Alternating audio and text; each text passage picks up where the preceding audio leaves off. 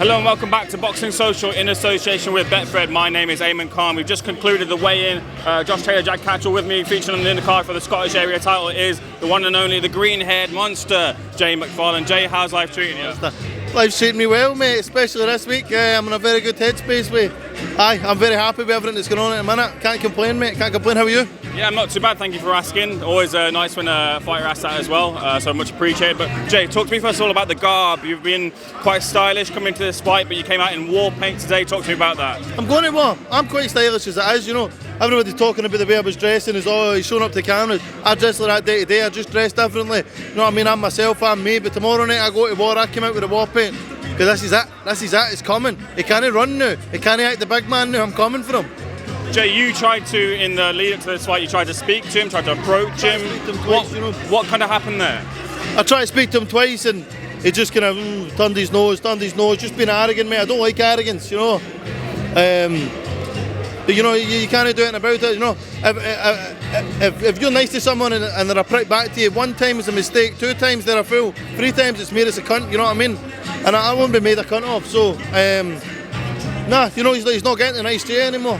The nice Jay everyone else gets. You know what I mean? I'm a nice guy. In terms of getting through the ropes and fighting him, what do you make of him as a fighter? Very, very tall, strong, basic. He'll try and box on the inside, and if he tries to box on the inside, he's boxing my game. He should use his attributes if he wants to beat me. Probably shouldn't say that, but he's got a lot of learning to do, and he'll do a lot of learning. This fight will do him in good stead. I say it'll do him in very good stead if he continues after it.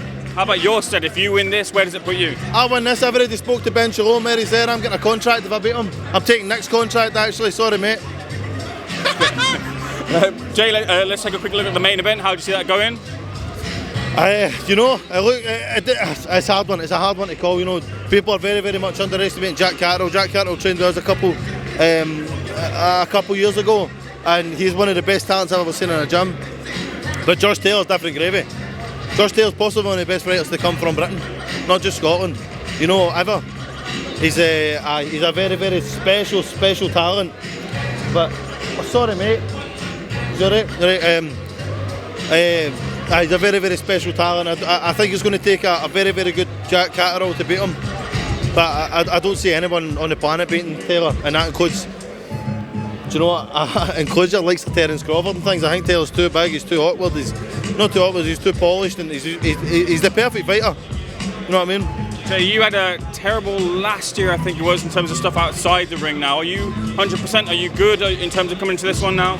Yeah, I've had the terrible last year. The year before was terrible as well. You know what I mean? 2020, I ended up being stabbed 4 times. And in 2020, in the lockdown set, 2021, I was under a lot of care for my mental health. I went a bit libby.